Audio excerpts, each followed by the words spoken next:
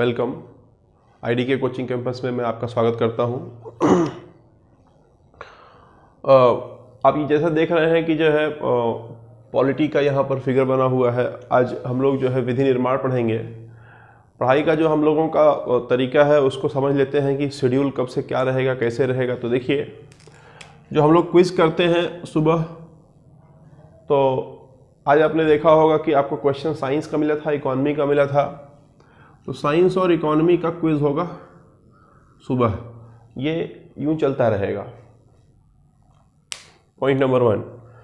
और जब यहाँ पर साइंस और इकोनॉमी का क्विज सुबह होगा तो इवनिंग टाइम में जो है इसमें 3 दिन आपका पॉलिटी रहेगा और 3 दिन ज्योग्राफी रहेगा। ठीक। अगले सप्ताह फिर क्या होगा कि आपका ये पॉलिटी और ये दूसरा सब्जेक्ट इकोनॉमी इसका ज्योग्राफी, इसका क्विज चलेगा। तो ये दोनों सब्जेक्ट शाम को पढ़ाए जाएंगे, यानी 2 सब्जेक्ट का सुबह क्विज चलेगा। तो 2 सब्जेक्ट का शाम को 6 दिन में 3 दिन एक सब्जेक्ट, 3 दिन दूसरा सब्जेक्ट आपको पढ़ाया जाएगा। क्लियर है? तो आइए जो पॉलिटी का है सिस्टम शुरू करते हैं। इसमें जहाँ तक हम लोगों ने पढ़ लिया था, हम लोगों ने जो पढ़ाई की थी उसमें हम लोगों ने जो पढ़ाई की थी उसमें लोकसभा और राज्यसभा हमने पढ़ लिया था। ठीक है। अब लोकसभा, राज्यसभा, राष्ट्रपति तीनों पढ़ने का मकसद जो था वो विधि निर्माण सीखना था। देखिए, ध्यान दीजिएगा मेरी बात कि हमारे देश के अंतर्गत विधि निर्माण के लिए लोकसभा, राज्यसभा और साथ में राष्ट्रपति, ये तीनों जिम्मेदार होते हैं। क्लियर है? इन तीनों को मिला करके हम लोग संसद बोलते हैं। तो संसद जो है, जो कानून बनाती है, वो कैसा कानून बना सकती है, कहाँ कितने तरीके से बना सकती है, किन परिस्थितियों में बना सकती है, हमें उसी को देखना है। ठीक है। तो आइए पहले ये समझते हैं कि संसद कहाँ पर, किस जगह का विधि निर्माण कर सकती है, कैसा विधि निर्माण कर सकती है, पहले ये देखते हैं। ठीक है। तो देखिएगा,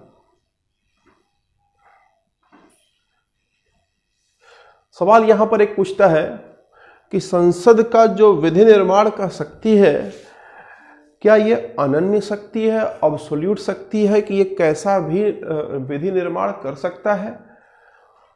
तो ध्यान दीजिए, जवाब इसका ऐसा है कि ये कुछ भी विधि निर्माण नहीं कर सकता। देखिए, ध्यान दीजिएगा, संविधान सभा जो थी उसके पास अनन्य अधिकार था, वो कैसी भी विधि बना सकती थी। लेकिन संसद के पास वह अनन्य अधिकार नहीं होता है। देखिएगा, ध्यान दीजिएगा, यहां पर मैं कहना क्या चाह रहा हूं उसको समझिए। देखिए, ये जो है स्ट्रक्चर है, यानी कि संरचना है आपके संविधान की।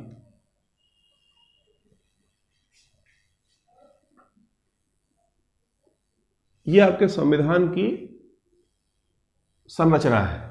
ठीक है। बोलता है कि इसके अंतर्गत जो विषय हैं वो मुख्य रूप से 3 तरह के विषय होंगे। देखिए, ये आपका संविधान है। संविधान में इसको हम लोग प्रस्तावना कहते हैं, और जो अंतिम का भाग होता है उसे हम लोग, यहां पर ये वाला पार्ट है, इसे हम लोग अनुसूची कहते हैं। क्लियर है? अब अगर आप समझेंगे बात यहां पर, तो ये जो आप गोला गोला देख रहे हैं, यहां पर सबसे पहले आप देखेंगे कि संविधान को कई भागों में बांटा गया है। फिर हर भाग के अंदर कुछ अध्याय हैं। अध्याय के अंदर अनुच्छेद है और अनुच्छेदों के अंदर खंड है और खंडों में उपखंड है। क्लियर है? भाग है, अध्याय है, अनुच्छेद है, खंड है, उपखंड है। क्लियर? अब बोलता है कि ये जो आप यहां से यहां तक देख रहे हैं, इसको बनाने का जो काम, इसे संविधान कहा जाता है। और इसे बनाने का काम किसने किया था? संविधान सभा ने किया था।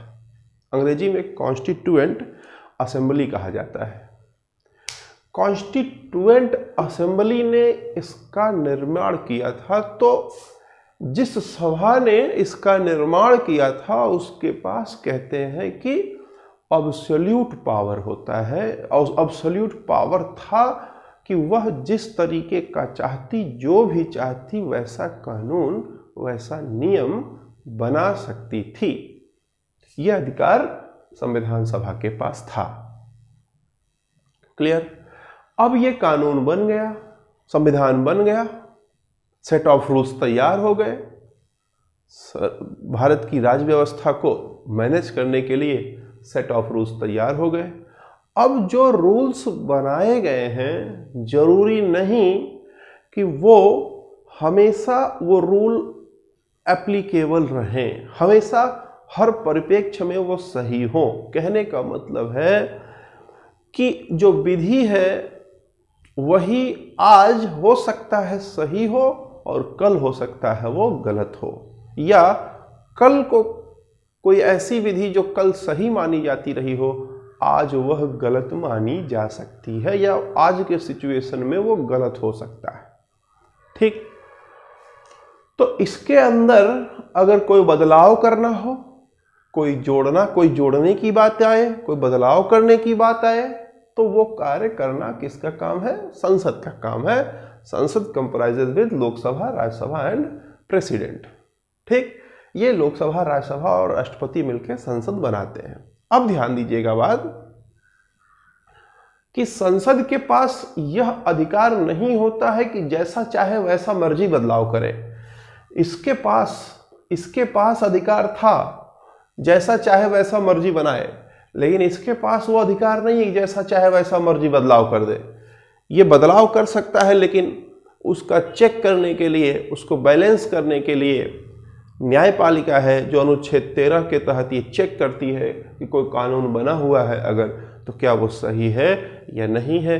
अगर वह जो मूल संविधान बना हुआ है इसके मौलिक ढांचे के, मूल ढांचे के विरुद्ध है, यानी कि जो उसका मेन थीम है उस थीम के खिलाफ कोई कानून इसने बना दिया, तो उस कानून को असंवैधानिक घोषित करना न्यायालय का काम होता है। वह उसे असंवैधानिक घोषित कर सकती है। समझ पा रहे हैं बात? तो इसके पास अनन्य अधिकार नहीं होता है ना? केवल ये इसके थीम पर ही बदलाव कर सकता है। ठीक है? अब आप देखिए, ध्यान दीजिएगा मेरी बात। इसमें मुख्य रूप से 3 तरह के विषय शामिल हैं। मुख्य रूप से देखिए, अगर सारे विषयों को, जितने मामले होते हैं, जैसे आपका घर है तो आपके घर को चलाने के ढेर सारे मामले होंगे। ठीक? तो बोलता है जितने मामले हैं उन सभी मामलों को 3 भागों में बांट दिया जाता है। 3 भागों में बांट दिया जाता है। कौन कौन से? देखिएगा, ध्यान दीजिएगा। 3 भागों में बांटने की बात जब कर रहा है तो कौन कौन सा में बढ़ता है? देखिए, सबसे पहले बोलता है कि ये केंद्र सूची, राज्य सूची और तीसरा समवर्ती सूची में बांट देता है। बोलता है कि वह मामले जो राष्ट्रीय स्तर के हैं उन्हें केंद्र को दे दिया जाएगा, और वो मामले जो लोकल महत्व के हैं उन्हें राज्य को दे दिया जाएगा, और जो दोनों के लिए इंपॉर्टेंट है उसे समवर्ती में यानी कंकरेंट लिस्ट में डाला जाएगा। तो देखिए, संसद का कानून बनाने का अधिकार केंद्र सूची और समवर्ती सूची के विषयों तक सीमित है। यानी कि इस पूरे में जो मामले केंद्र से और समवर्ती सूची से जुड़े हुए हैं उन पर ही ये कानून बना सकता है। इस पर कानून वो नहीं बना सकता है सामान्य स्थिति में। क्लियर है? समझ पा रहे हैं बात आप? तो लोकसभा का मतलब संसद का प्रमुख काम विधि निर्माण है। विधि निर्माण यह मुख्य रूप से संविधान का जो मुख्य धारा है, मुख्य थीम है, मुख्य विचारधारा है, उसको ध्यान में रखते हुए ये विधि का निर्माण करती है। उससे हट करके विधि का निर्माण नहीं कर सकती। पूरे संविधान के अंतर्गत केंद्र सूची और समवर्ती सूची के विषयों पर ये जो है विधि का निर्माण कर सकती है। क्लियर? तो अब आगे बढ़ते हुए ध्यान दीजिएगा मेरी बात कि जो विधि निर्माण है मुख्य रूप से 3 तरह का होता है। तो देखिए मुख्य रूप से 3 तरह के कौन से विधि निर्माण हैं।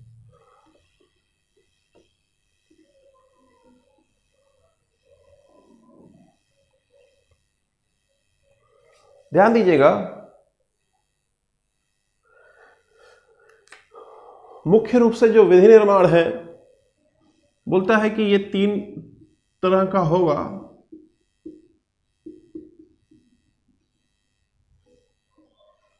कौन कौन सा? देखिए सबसे पहले बोलता है कि एक होगा सामान्य विधेयक। सामान्य विधि से कानून पारित होगा, सामान्य अधिनियम होगा। विधेयक पारित होगा तो अधिनियम बनेगा। क्या होता है विधेयक, अभी चर्चा करेंगे। सामान्य विधेयक एक होता है। दूसरा बोलता है विधि निर्माण का जो दूसरा तरीका होता है, बोलता है वो एक अलग होता है, उसे हम लोग धन विधेयक कहते हैं या वित्त विधेयक होता है। धन विधेयक या वित्त विधेयक होता है। ठीक है? इसके बाद बोलता है एक और है और उसे हम कहते हैं संविधान संशोधन विधेयक, कॉन्स्टिट्यूशन अमेंडमेंट एक्ट। ध्यान देंगे मेरी बात।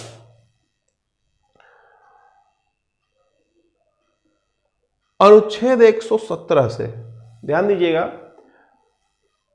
ये अगर आप फिगर देख रहे हैं तो इससे आप समझ पा रहे होंगे कि सभी धन विधेयक को वित्त विधेयक कहा जा सकता है, लेकिन सभी वित्त विधेयकों को धन विधेयक नहीं कहा जा सकता है। अगर आप समझें यहाँ पर तो मैं ये बताना चाहूँगा आपको कि धन से संबंधित कोई भी मामला हो, कोई भी मसला हो, वो वित्त के अंदर आएगा, वित्त विधेयक के अंतर्गत आएगा।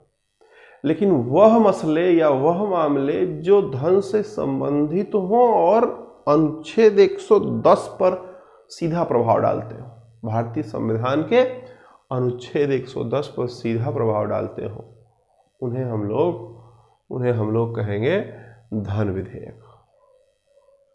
ठीक है? तो ध्यान देंगे मेरी बात। अनुच्छेद 110 और 117 एक ये हो गया। इसके तहत विधि निर्माण होती है। कैसे होती है उस पर चर्चा करेंगे। धन विधेयक एक ही तरह का होता है, लेकिन वित्त विधेयक 2 तरह का होता है, टाइप 1, टाइप 2। क्या होता है उसमें चर्चा करते हैं अभी। संविधान संशोधन जो विधेयक होता है, ये संविधान संशोधन 2 तरह का होता है।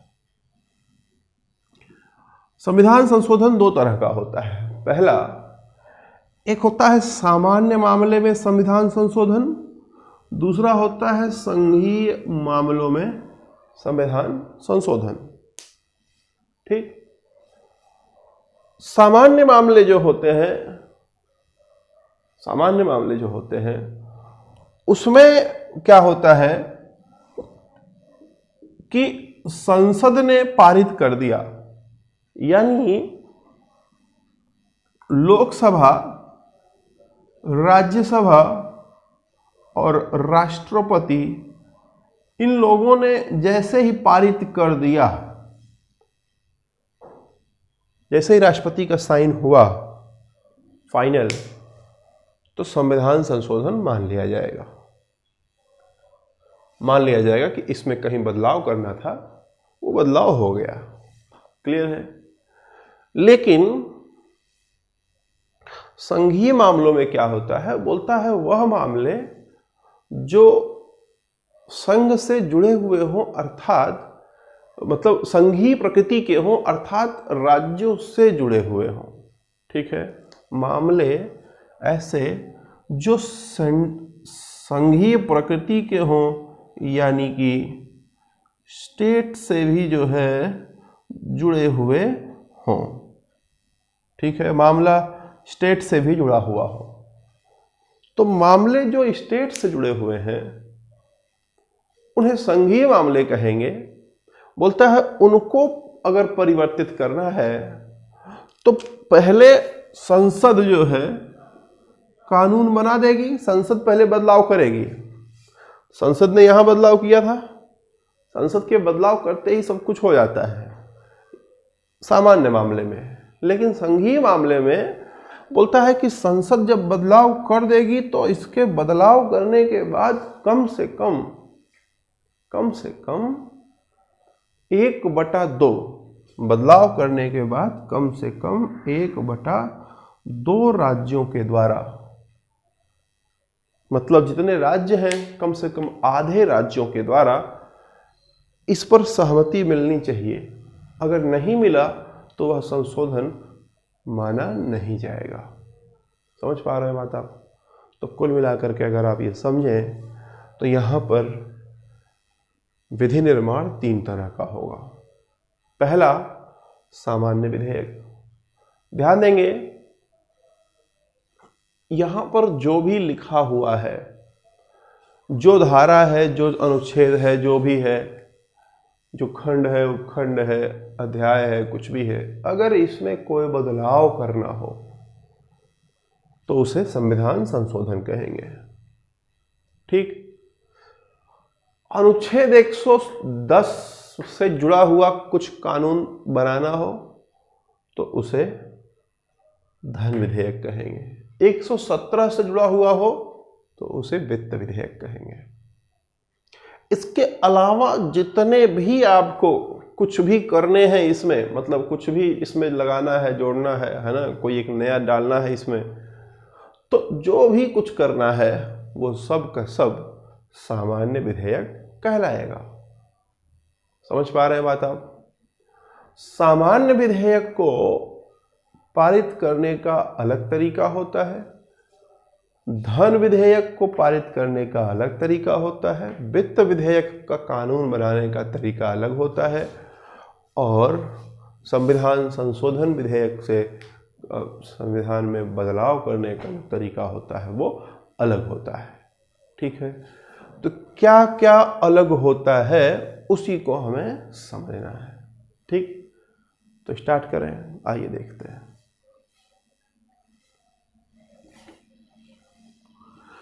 तो सबसे पहले हम लोग सामान्य विधेयक की बात करेंगे। तो कोई भी सामान्य विधेयक कैसे, उसकी क्या स्थिति होती है, कैसे वो लाया जाता है, क्या क्या होता है विधि निर्माण के दौरान, क्या क्या होता है, यहीं पर हम लोग समितियों के बारे में भी पढ़ेंगे।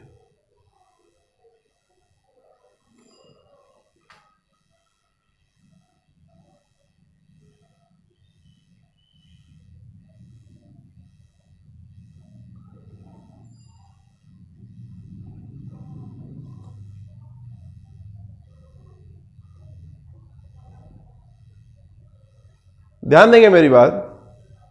यहां पर अब आप जो पढ़ना है उसको समझिए कि 2 सभाएं हैं, एक है लोकसभा और दूसरी सभा राज्यसभा। ठीक? ये मान लो राज्यसभा है। बोलता है कि किसी भी सभा में, चाहे ये लोकसभा हो चाहे ये राज्यसभा हो, कहीं पर भी कानून बनाने की शुरुआत की जा सकती है। ठीक? ध्यान देंगे यहां पर सवाल उठता है कि विधेयक जो होता है उसे कौन ले आएगा, प्रस्ताव कौन ले, कानून बनाने की जो शुरुआत है, देखिए सामान्य विधेयक की बात कर रहा हूं, या तो ये लोकसभा में आ सकता है या फिर ये राज्यसभा में आ सकता है, कहीं से भी शुरुआत हो सकती है। समझ रहे हैं बात? अब आप देखिए शुरुआत कैसे होगी। देखिए, शुरुआत करने के लिए कानून बनाने का या तो कोई अकेला, ध्यान दीजिए, या तो कोई अकेला या सरकार या लोगों का एक समूह प्रस्ताव पहले ला करके अपने सभा के सभापति को या स्पीकर जिसे कहेंगे उसको पहले देगी। ये मान लो स्पीकर है, ठीक। ये सदन जो है लोकसभा, इस लोकसभा में कुल 545 लोग हैं, ठीक है। अब इस 545 में से कोई एक या कोई ग्रुप या सरकार, कोई भी कानून, किसी को लगता है कि ऐसा कानून होना चाहिए, ऐसा कानून देश के लिए बनना चाहिए, तो वो वैसा कानून बनाने का प्रस्ताव अपने इस सभा के मुखिया को यानी स्पीकर को देगा। समझ में आ रहा है बात? चाहे वो राज्यसभा हो चाहे वो लोकसभा हो। समझ पाए बात? अब जब ये इसको देगा तो ये देगा तो ये देगा तो ये प्रस्ताव के रूप में होगा, प्रस्ताव कहलाएगा, है ना। ध्यान समझे बात हमारी। अगर ये प्रस्ताव सरकार द्वारा लाया जा रहा है तो उसे सरकारी विधेयक बोला जाएगा आगे चल करके। अगर वह प्रस्ताव किसी आम सदस्य द्वारा लाया जा रहा है, यानी वह सदस्य जो सरकार में शामिल ना हो, सांसद हो लेकिन सरकार में उसका रोल ना हो, भले ही वह सत्ता पार्टी का ही क्यों ना हो, बीजेपी का ही हो सकता है, लेकिन वह मंत्री ना हो, अगर वह लाएगा तो उसे आगे चल करके निजी विधेयक कहा जाएगा। बात समझ में आ रहा है? तो सरकार के मंत्री द्वारा लाया गया विधेयक या सरकार द्वारा लाया गया विधेयक सरकारी विधेयक कहलाएगा, और किसी सांसद द्वारा लाया गया विधेयक, सामान्य सांसद द्वारा, उसे निजी विधेयक कहलाएगा वो। क्लियर? तो ध्यान देंगे यहां पर, ये प्रस्ताव पहले यहां आएगा, ठीक। अब ये एक समय देगा प्रस्तावक को, किसी दिन किसी टाइम पर समय देगा कि आप सदन के अंदर उसकी पहली रीडिंग करो, फर्स्ट रीडिंग करो, प्रथम वाचन करो। समझ पा रहे हैं? इस प्रथम वाचन का मतलब पहली बार जब वो सभा में पढ़ा जाता है कोई प्रस्ताव, तो उसके पीछे मकसद क्या होता है? ध्यान दीजिएगा, उसके पीछे मकसद होता है अनुमति प्राप्त करना, ठीक है भाई। किसी के मन में कैसा भी विचार आ सकता है, तो क्या उस पे संसद कानून बनाने के लिए जुट जाएगी? नहीं। पहले ये चेक किया जाएगा कि क्या यह कानून बनने के लायक है भी ये मुद्दा या नहीं है, ठीक है। और नहीं तो कोई सांसद बन जाए, बोले कि ऐसा कानून बनाएंगे कि देश का सारा पैसा मेरा हो जाए, हैं? या बोले जितनी रोड है वो सारी रोड मेरी हो जाए, जितनी जमीन है मेरी हो जाए, कुछ भी बोल सकता है। तो वो जो कानून लेकर के आया हुआ है, जो प्रस्ताव लेकर के आया हुआ है, वह प्रस्ताव कानून बनने के लायक है भी या नहीं है, पहली चीज ये जानना आवश्यक है कि बनने के लायक है या नहीं, ठीक। तो देखिए यहां पर ध्यान दीजिए, वह व्यक्ति जो प्रस्ताव लेके आया है उसको जो है प्रस्ताव को पढ़ने का आदेश मिलेगा, समय मिलेगा, तो वह उस दिन उसको पढ़ेगा, उस पे मतदान होगा, ठीक है। मतदान होगा और मतदान के बाद या तो उस पर अनुमति मिलेगी या अनुमति नहीं मिलेगी। अगर अनुमति नहीं मिली तो खत्म, वो प्रस्ताव खत्म। लेकिन जैसे ही अनुमति मिल गई, वो प्रस्ताव आपका विधेयक हो गया। पहले प्रस्ताव था, अब वो क्या हो गया, बिल हो गया, विधेयक हो गया। ठीक, अब विधेयक जब ये हो गया तो अब कानून बनने जा रहा है, ऐसी सूचना जनता को देना पड़ेगा, क्योंकि कानून बनाने का असली अधिकार जनता के पास है। जनता ने इन लोगों को नियुक्त किया हुआ है या इन लोगों को अपना प्रतिनिधि बना करके भेजा हुआ है अपना कानून बनाने के लिए। तो जब ये कोई कानून बनाने जाएंगे तो जनता को सूचित करेंगे। क्लियर है? तो देखिए ना, जब अनुमति मिल गई, मतलब अनुमति मिल गई कि हाँ कानून बनेगा, वो विधेयक का रूप ले लिया, तो उसे जनता को बताना आवश्यक है। तो जनता को बताना आवश्यक है तो भारत के गजट पत्र में स्पीकर उसको प्रकाशित करवाएगा। स्पीकर की जिम्मेदारी होती है कि गजट पत्र में उसको प्रकाशित करवाए। ठीक है, गजट पत्र में प्रकाशित करवाएगा। ये मान लिया जाएगा कि गजट पत्र में प्रकाशित हो गया है तो देश के सारे नागरिक जान चुके हैं। ठीक है, उसमें सुझाव भी आमंत्रित रहते हैं कि अगर कोई सुझाव आपकी तरफ से है तो वो आमंत्रित है। ठीक, अब उसके बाद क्या होगा कि प्रथम वाचन हो गया, अनुमति मिल गई, गजट में प्रकाशित हो गया, तो फिर उसके बाद सदन में दूसरी बार वो पढ़ा जाएगा, उसे द्वितीय वाचन कहेंगे। ठीक है, द्वितीय वाचन कहेंगे। अब द्वितीय वाचन का देखिए मुख्य उद्देश्य होता है कि हर खंड पर एक एक करके, ठीक है, अगर ये विधेयक है तो विधेयक में जितने खंड हैं इन खंडों पर एक एक करके मतदान करा लिया जाए, देखा जाए कि इसमें कौन सा कानून बनने के लायक है, कौन सा बनने के लायक नहीं है। ठीक है, अगर कोई छोटा मोटा मामला है, कोई पेचीदापन नहीं है, तो तुरंत मतदान हो जाएगा, हाँ या ना में, कौन सा इसमें रहेगा कौन सा नहीं रहेगा, मतदान हो जाएगा। मतदान हो जाएगा तो मामला तृतीय वाचन के लिए, तीसरे रीडिंग के लिए आ जाएगा। लेकिन अगर मतदान हुआ और ये जो है हाँ नहीं हुआ, ठीक है, इसको लगा कि भाई जो मामला है उसमें शोध करना चाहिए, खोजबीन करना चाहिए, तो वह मामले को किसी समिति को दे सकती है या मामले पर जनता की राय ले सकती है या किसी संयुक्त समिति को दे सकती है। इनको देने का मकसद क्या होता है? इनको देने के पीछे मकसद ये होता है कि किसी तरीके का कोई लूप होल न रह जाए, उसमें कोई समस्या उसमें न रह जाए, उस कानून में ऐसा ना हो कि किसी को फायदा कर रहा हो तो किसी को नुकसान कर रहा हो, है ना। ऐसा बने कि सबका हित जो है बरकरार रहे। तो इसलिए इसको भेज देगा यहां पर, या तो मतदान हो जाएगा, हाँ हो जाएगा तो ये तृतीय वाचन के लिए आएगा, अगर ऐसा नहीं हुआ तो यहां पर कहीं जाएगा। ठीक है, समिति के पास जाएगा, समिति उस पर गहन अध्ययन करेगी, गहन अध्ययन करके रिपोर्ट सौंपेगी, फिर क्या क्या होगा, कैसी कैसी समितियां बनती हैं, है ना, समितियों का क्या इंपॉर्टेंस है, समितियों से आपके इम्तहान में खूब सवाल पूछता है। ठीक है, तो वो सारे जो है हम कराएंगे अगली क्लास में, समय नहीं है।